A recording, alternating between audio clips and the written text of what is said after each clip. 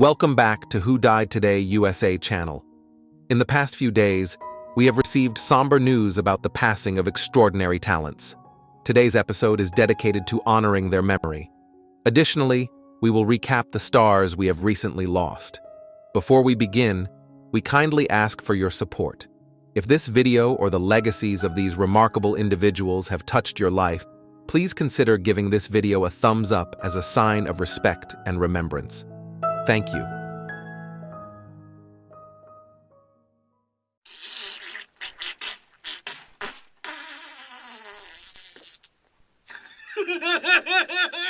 Before Spotify, before streaming, there was Jed the Fish, a man whose voice shaped the musical compass of a generation.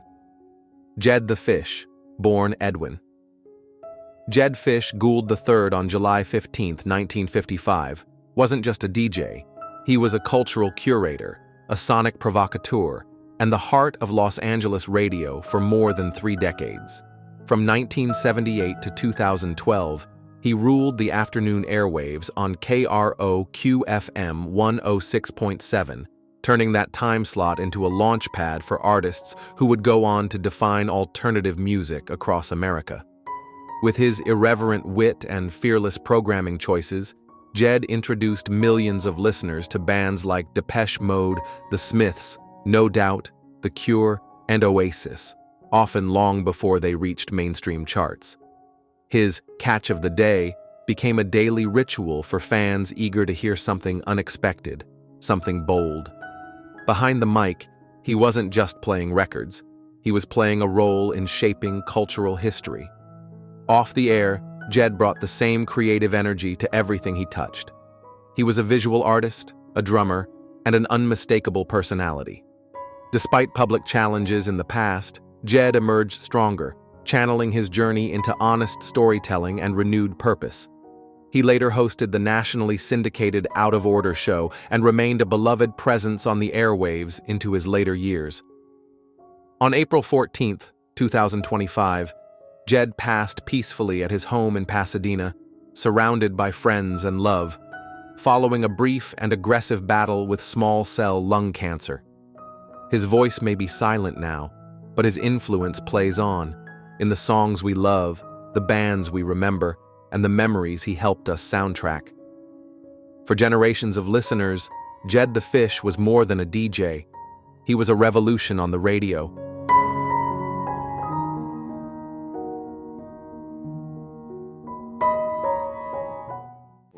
Come on. Do me a favor. Shut your fucking mouth, okay? I'm not talking to you. You know what? Fuck you.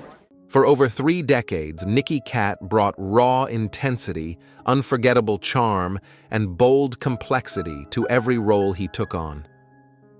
Born May 11, 1970, Katt carved a distinct place in film and television history with his ability to fully inhabit the edgy, layered characters that others might have shied away from. He became widely known for his performance as the tough, confrontational Clint Bruno in Dazed and Confused, 1993, a moment that captured the energy of a generation. Viewers also remember him as the morally conflicted teacher, Harry Sennett, in Boston Public, where he delivered both fire and vulnerability to the small screen. Over the span of 38 years, Katt appeared in 75 roles, including standout turns in A Time to Kill, Boiler Room, School of Rock, Rules of Engagement, and The Dark Knight. His final on-screen role came in a 2018 episode of Casual, marking the end of an acting journey filled with unforgettable performances. Those who worked with him, including director Robert Rodriguez, praised his brilliant preparation, inventive instincts, and deep creative soul, calling him a true artist whose work could light up the screen and stay with you long after the credits rolled. On April 8, 2025, Nicky Katt passed away at his home in the Los Angeles area at the age of 54. The Los Angeles County Medical Examiner confirmed the cause as complications related to long-term struggles with depression. He leaves behind a legacy of fierce honesty in his craft, a body of work that challenged, entertained, and moved audiences, and a reminder that behind every great performance lies a story worth listening to with care.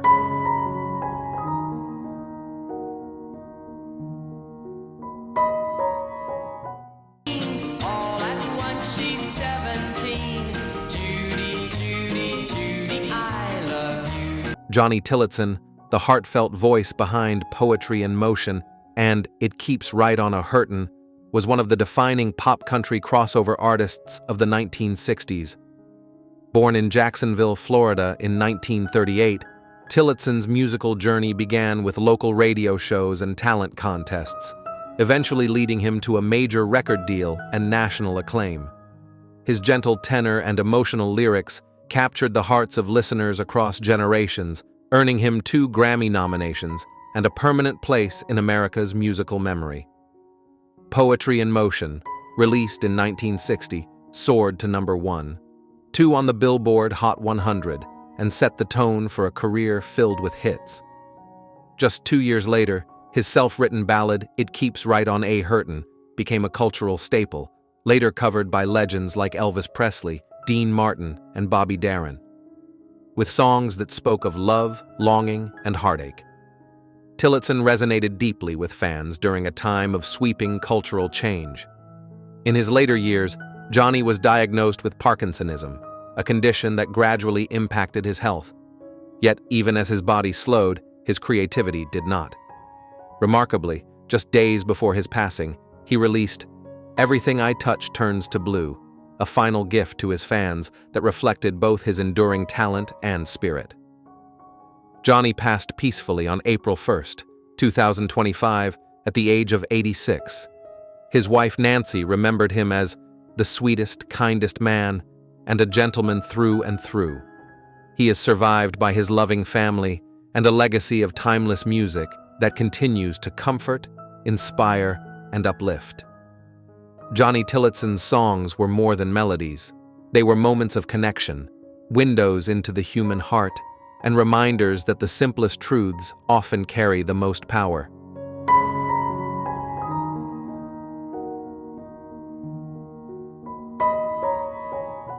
In that fish, I'm just waiting to say.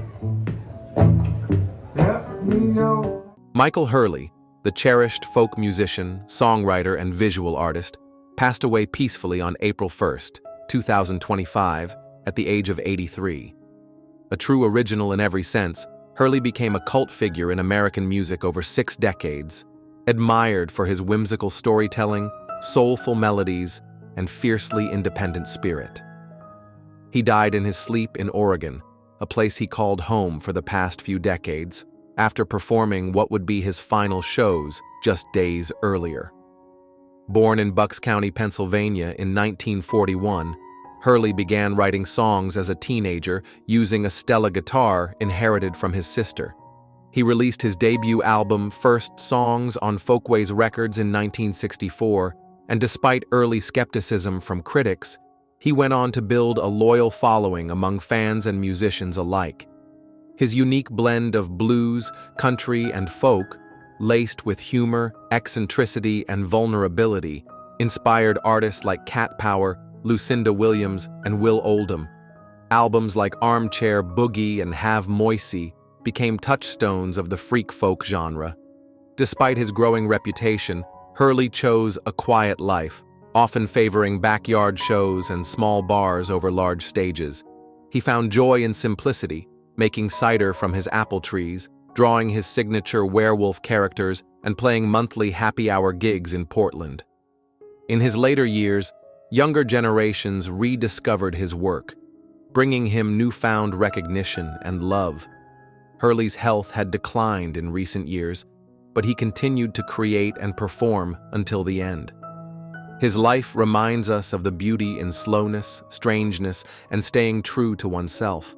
As one friend put it, he brought you to a place where calm and wonder lived, and we were lucky to go there with him.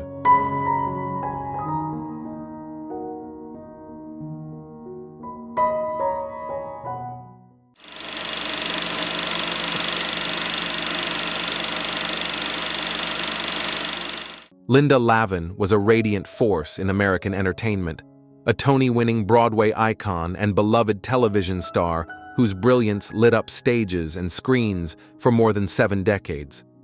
Born in Portland, Maine in 1937, Lavin brought heart, humor, and humanity to every role she touched, whether it was on the Broadway stage or in millions of living rooms across the country. Her breakout television role as the spirited Alice Hyatt in Alice made her a household name in the 1970s, earning her 2 Golden Globes and an Emmy nomination. But long before and long after that series, Lavin dazzled on stage, winning a Tony Award for Broadway Bound in 1987 and receiving 6 nominations across her career. In her final years, she continued to challenge expectations, appearing in Elsbeth, No Good Deed, and the Hulu comedy Mid-Century Modern, where her quick wit and impeccable timing were on full display.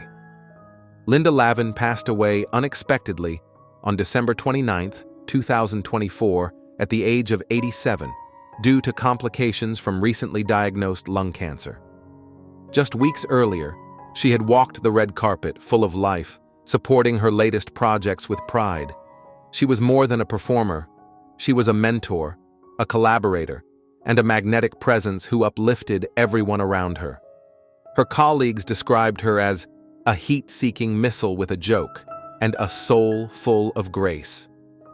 In a world that often rushes past moments of real connection, Linda Lavin slowed us down, made us laugh, and reminded us of the beauty of presence. Her light continues to shine in every performance she gave, and in the hearts of those who watched her with admiration and love.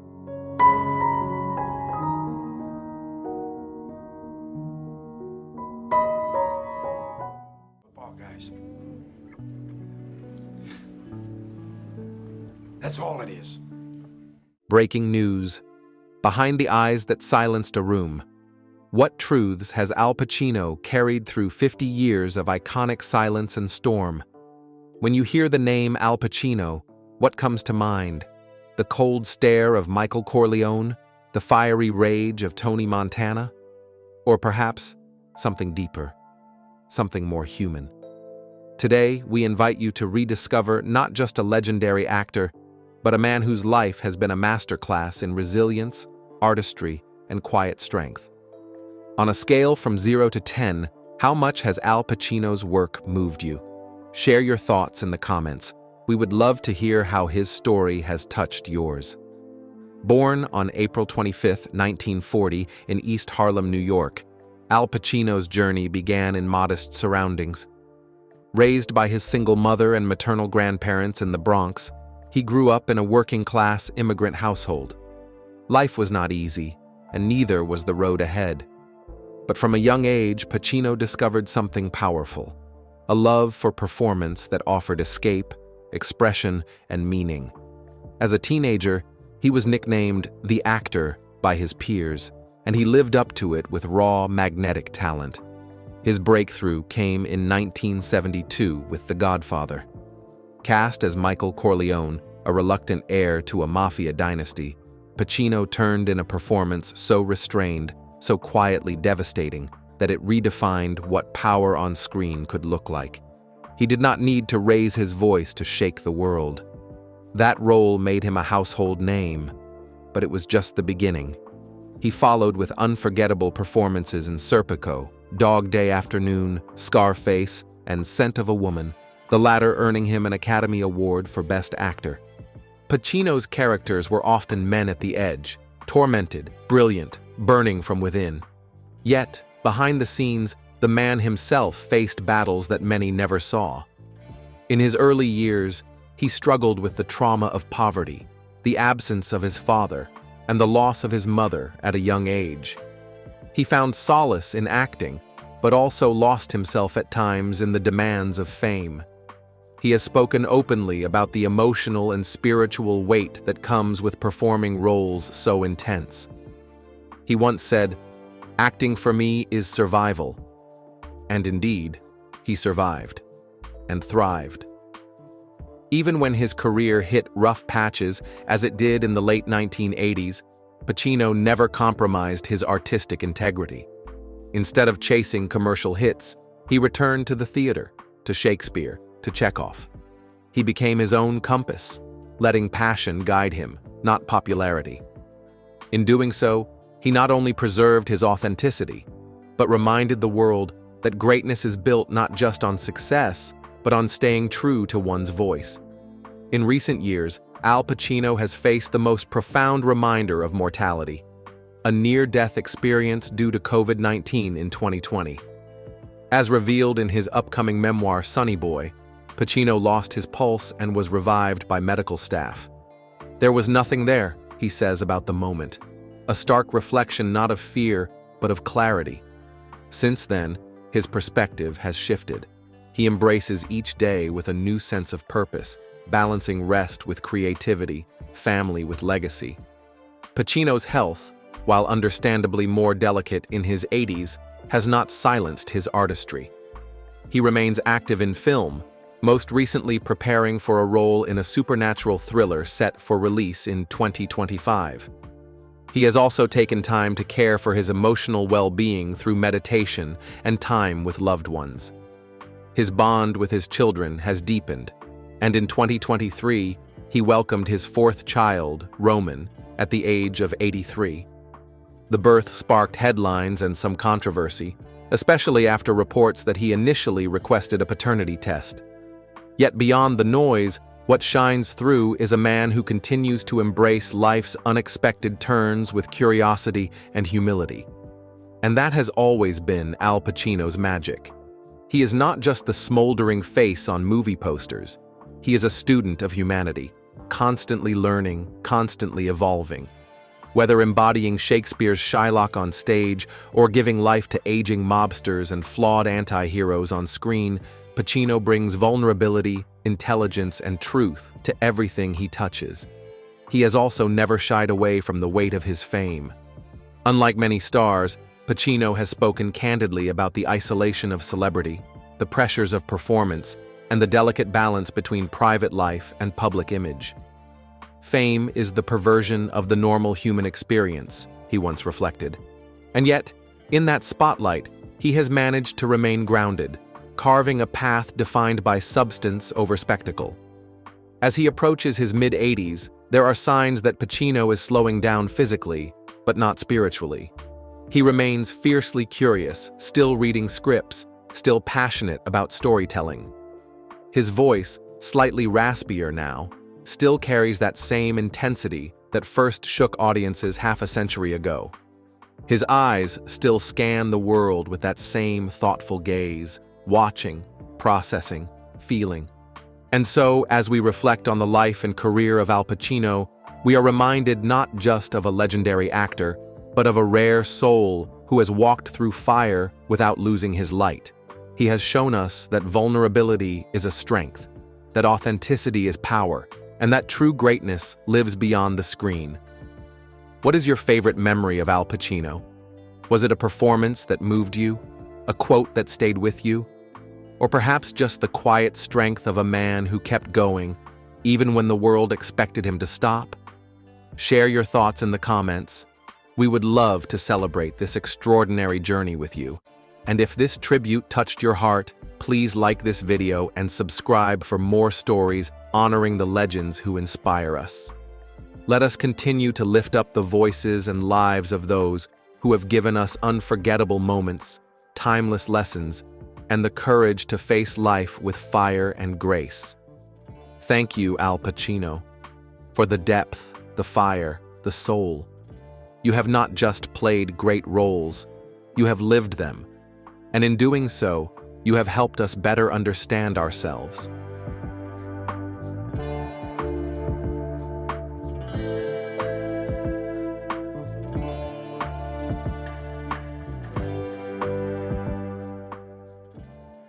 That's not hard to do. Come on. All right. Drake also leaves behind their 4 children and 7 grand. Imagine a story that spans nearly 4 decades, filled with loyalty, love, and the kind of quiet strength that never seeks attention, only respect. That's the story of Drake Hogestyn, a name that, for millions of Days of Our Lives fans, feels like family. Born in Fort Wayne, Indiana, in 1953, Drake didn't set out to be an actor. He dreamed of baseball, and for a while, that dream came true, playing in the Yankees minor league system. But life, as it often does, had other plans. An injury closed one chapter, only to open another far greater than he ever imagined. In 1986, he stepped onto the set of Days of Our Lives as a mysterious character called The Pawn. Viewers didn't yet know they were witnessing the beginning of something special. That character soon became John Black, a role that would define not just a career, but an era. And opposite Deidre Hall's Marlena Evans, Drake helped create one of the most iconic love stories in soap opera history. Drake wasn't just a heartthrob or a fan favorite. He was the backbone of the show, a true professional, always prepared, always kind. He made every castmate feel seen, and every fan feel valued. Even as he privately battled pancreatic cancer, he continued working, showing up with the same grace and dedication that marked his entire career. His final appearance aired just weeks before his passing on September 28, 2024, one day before what would have been his 71st birthday.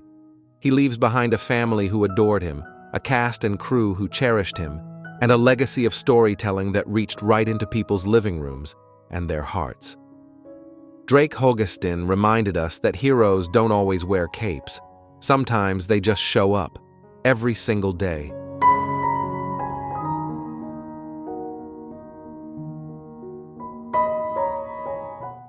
Bill Hayes, born June 5, 1925, in Harvey, Illinois, was a man whose talent, charm, and passion lit up screens and stages for over 7 decades. A gifted singer and actor, he first rose to fame in the 1950s with his hit song, The Ballad of Davy Crockett, which topped the Billboard charts and made him a household name. But it was television, and a role that would span generations, that truly defined his legacy. In 1970, Bill joined the cast of Days of Our Lives as Doug Williams, a character that quickly became central to the show's heart and history. On screen, Doug's enduring love story with Julie Olson, portrayed by Bill's real-life wife Susan Seaforth Hayes, became one of the most iconic pairings in daytime television. Off-screen, their marriage, filled with devotion, creativity, and mutual respect, was just as inspiring. The couple was honored with Lifetime Achievement Awards at the Daytime Emmys in 2018, a testament to their shared impact. Beyond his work in television, Bill was a Broadway performer, a recording artist, and a trailblazer, recognized as the first person to ever sing on daytime television. He was beloved not only for his artistic achievements, but also for his warmth, humor, and kindness to everyone he met. On January 12, 2024, Bill passed away peacefully at the age of 98 due to natural causes. Just months earlier, he celebrated his birthday on set, surrounded by cast and crew who cherished him deeply. Bill Hayes leaves behind a legacy of joy, talent, and love. His voice, his spirit, and the stories he helped bring to life will continue to echo in the hearts of his fans, all the days of our lives.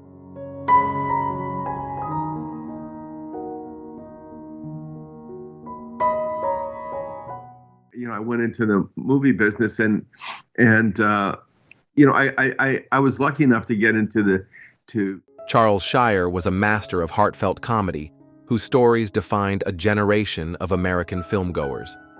Born in Los Angeles in 1941, he followed in the footsteps of his father, Hollywood veteran Melville Shyer, but carved out a unique voice all his own.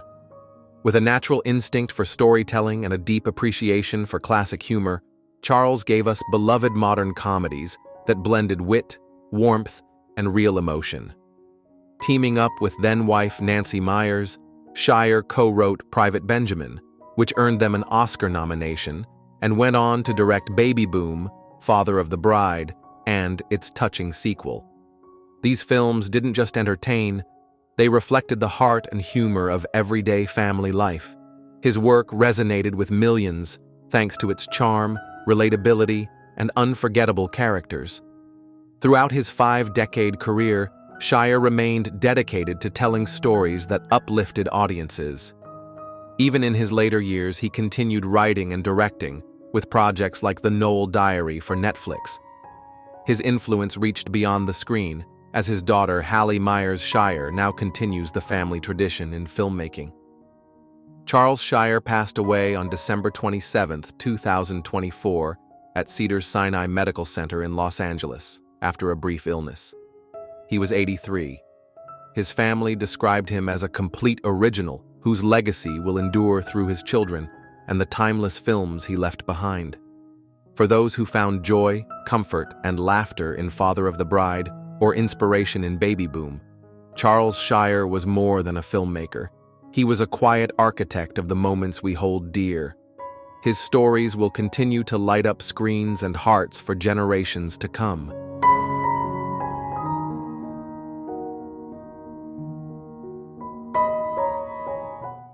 Wayne Northrop was a beloved figure in daytime television, remembered by millions as the original Roman Brady on Days of Our Lives and Michael Culhane on Dynasty.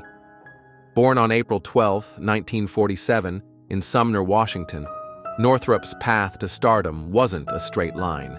After earning a degree in communications from the University of Washington, he spent time traveling through Europe before a single acting class in Seattle sparked a lifelong passion.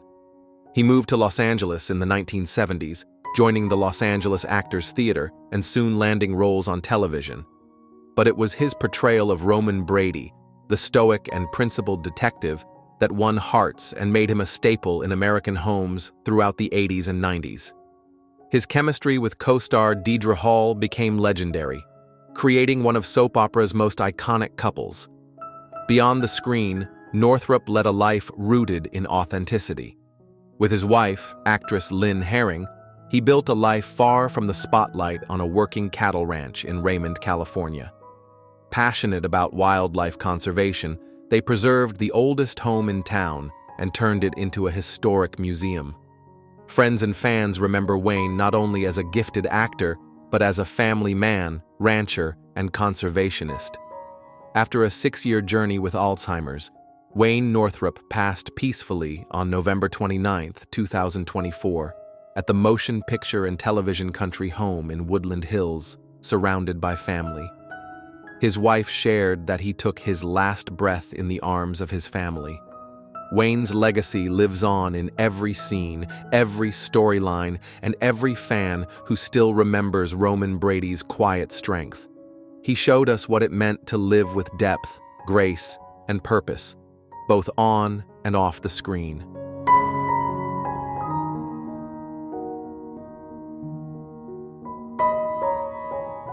Old guts? Death. I see what you mean. Do you remember Jeffrey Deuel, the quiet, compelling presence who brought Billy the Kid to life in Chisholm, standing alongside John Wayne in one of the great westerns of the 1970s? Born on January 17, 1943, in Lockport, New York, Jeffrey found his way to Hollywood in the footsteps of his brother, Peter Deuel, carving out a legacy uniquely his own. With a calm intensity and a thoughtful screen presence, he became a familiar face to audiences throughout the late 60s and 70s. His breakout role in Chisholm was followed by memorable performances in The Young and the Restless, Mission Impossible, Mod Squad, and The Streets of San Francisco. Jeffrey's work spanned both film and television, earning him a quiet but enduring respect among fans of classic American entertainment. He brought integrity to every role, always grounded in a deep love for the craft. Beyond Hollywood, Jeffrey embraced a life of reflection and purpose. In the 1980s, he returned to school for a master's degree and later became a substitute teacher in Florida, choosing to give back through education.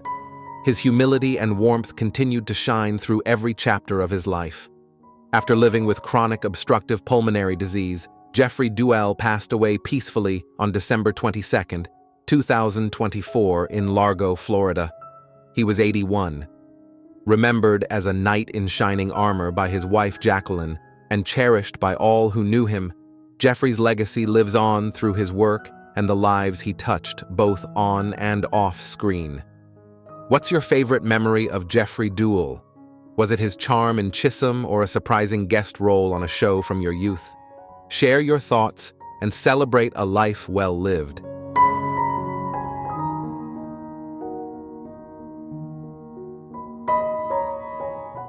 Spirits, I have found our ancestors. Colin Fox, the beloved Canadian actor with a voice as distinctive as his presence, passed away peacefully on April 5, 2025, at the age of 86. Remembered for his remarkable versatility and enduring kindness, Fox left an indelible mark across television, film, theater, and animation, captivating generations of audiences in both Canada and beyond. Born on November 20, 1938, in Aldershot, Ontario, Colin was a graduate of the National Theatre School of Canada and quickly found his calling on stage and screen. To many, he was the chillingly calm Malleus from Goosebumps or the charismatic Fritz Brenner in a Nero Wolfe mystery. His voice breathed life into beloved animated characters in Atomic Betty, Beetlejuice, and Care Bear's Adventure in Wonderland, earning him a place in the hearts of young and old alike. Fox appeared in over 100 film and television productions throughout his career, including Law & Order, Friday the 13th, the series, and PSI Factor. But beyond his resume, what truly set him apart was his warmth. Colleagues often described him as thoughtful, humble, and deeply committed to his craft and community. Though he had no public controversies or prolonged health battles, his final years were marked by quiet dignity, surrounded by those who cherished him. His passing was confirmed by Graham A. Giddy Funeral Home, who honored him as the kindest man with the biggest heart. Colin Fox's legacy is one of creativity, generosity, and enduring talent. His characters may have worn many faces, but behind them was always the same gentle soul. His life reminds us that greatness is not always loud. It often speaks in soft tones, leaves a lasting impression, and inspires simply by being kind.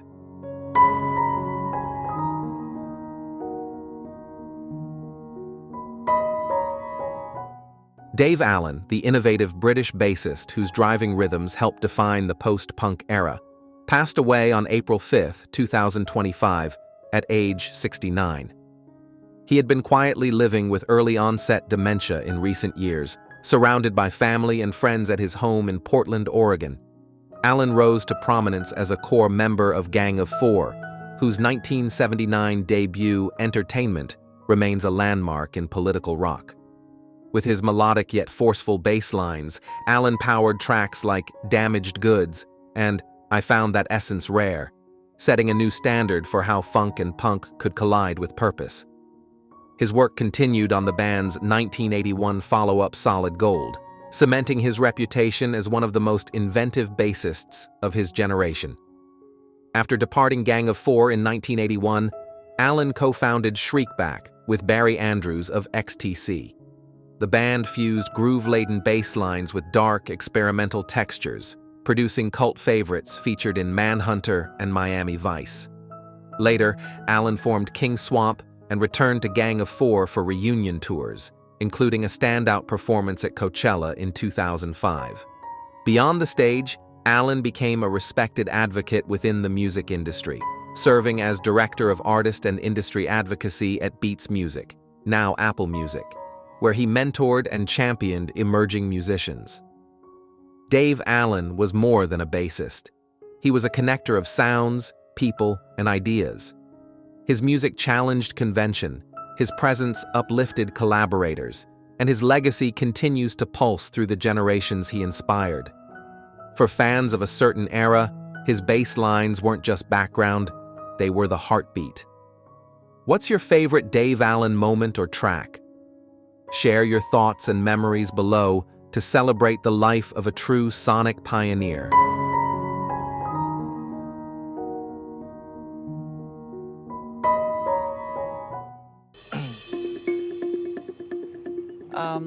We had to, take it out.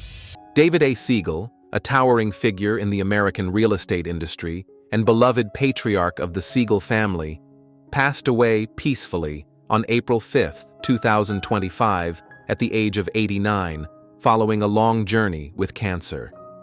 Known to many as the founder and CEO of Westgate Resorts, David built more than a business empire.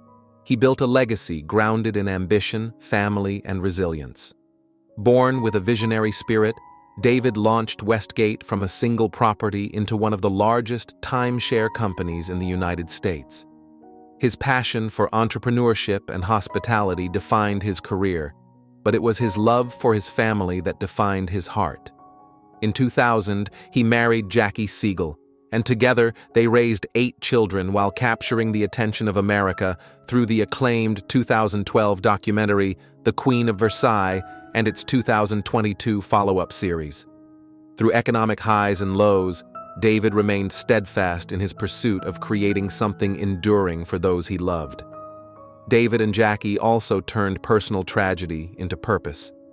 After the loss of their daughter Victoria in 2015, they founded Victoria's Voice Foundation, a nonprofit dedicated to combating substance abuse, a cause that remains central to their family's mission. In his final years, David continued to be surrounded by love, watching his children grow into the next generation of leaders.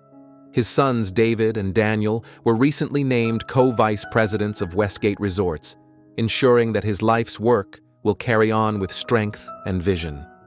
David Siegel will be remembered not only for his business acumen, but for his devotion to family, his generosity, and his belief in second chances. His legacy lives on in every story, every home, and every life he touched.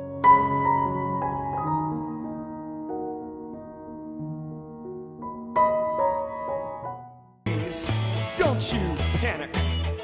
By the light of the night, it'll all seem all right. Breaking news. Tim Curry, a tale of triumph, transformation, and timeless talent. What do you really know about the man behind the makeup? Tim Curry. Just the mention of his name conjures 1,000 faces, voices, and unforgettable moments. From a corseted alien scientist to a chilling clown that haunted a generation, Tim Curry's career is nothing short of electric. But behind the flamboyant characters and unmistakable voice lies a story of courage, resilience, and unyielding passion. What is your favorite Tim Curry performance? Share it in the comments. We want to celebrate him through your memories. Born on April 19, 1946, in Grappenhall, Cheshire, England, Tim Curry's early life was shaped by both structure and imagination. The son of a Royal Navy chaplain, Curry was raised in a disciplined yet artistically encouraging environment. After the loss of his father at age 12, he found solace in theater and music, developing a voice that would later become one of the most recognizable in entertainment. Curry first captured the world's attention in 1975 as Dr. Frank N. Furter in the Rocky Horror Picture Show. Bold, bizarre, and brilliant, the role shattered boundaries and became a cultural phenomenon. But it was not a one-note career. Far from it. Curry would go on to become one of the most versatile performers of his generation.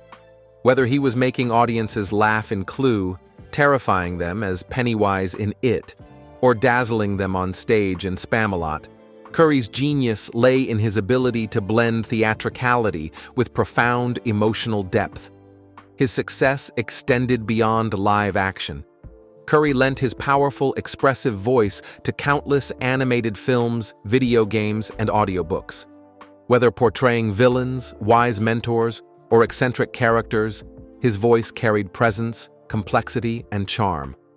Over decades, his name became synonymous with excellence in character acting, a true actor's actor. But beneath the laughter, applause, and dazzling lights, Curry's journey was not without immense struggle. In 2012, Tim Curry experienced a major stroke that drastically impacted his mobility and daily life. Once known for his animated physicality, he suddenly found himself navigating a new reality. He now uses a wheelchair and requires assistance for physical tasks that once came naturally.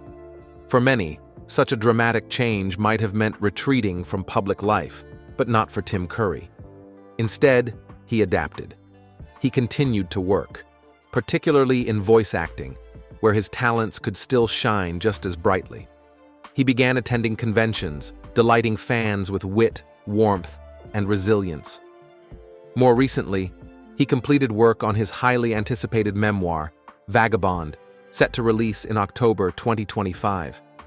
The book offers a deeply personal look at his journey, from his youth, his meteoric rise to fame, to life after his stroke. In interviews, Curry has spoken candidly about how the stroke changed him, not just physically, but emotionally. He described finding strength in humor, in the love of friends, and in the enduring connection he shares with fans. His indomitable spirit has made him even more admired than before, not just as an actor, but as a human being facing adversity with grace and determination. In recent years, friends and former co-stars have rallied around him. Aileen Quinn, who starred alongside Curry and Annie, called him a warrior and praised his continued passion for the craft. Barry Bostwick, his co-star in Rocky Horror, described Curry as the backbone of the movie, noting that his energy and commitment were what made the cult classic endure for half a century. Curry's own reflection in Vagabond adds another layer of understanding. In it, he recalls moments of vulnerability during recovery, but also of joy, rediscovering music, rewatching favorite films, and even throwing the occasional tantrum during early-stage days, as he humorously recounts. His honesty and humor give the memoir its pulse, proving that the performer we saw on stage is also a man of depth, introspection, and quiet courage. Unlike many celebrities, Curry has not sought headlines or controversy. He has lived his life with authenticity and has earned his place not only through talent, but through character. In an age of spectacle, Tim Curry remains a figure of substance, one who has let the work, the emotion, and the connection with audiences speak for itself. As we approach the release of Vagabond and celebrate more than 50 years of contributions to the arts, Curry's story reminds us of what true legacy looks like. It is not about perfection or permanence. It is about the passion you bring to your craft, the people you touch along the way, and the way you carry yourself when the spotlight dims. What are your favorite memories of Tim Curry? Was it the chills of Pennywise, the hilarity of Wadsworth, the flamboyance of Frankenfurter? Share your thoughts in the comments. We would love to hear your story. If you enjoyed this tribute to one of the greatest character actors of our time, be sure to like, subscribe, and share this video with fellow fans. Let us keep his legacy alive together. Because in every laugh, every gasp, and every unforgettable moment, Tim Curry is still with us. Brilliant, bold, and beautifully human.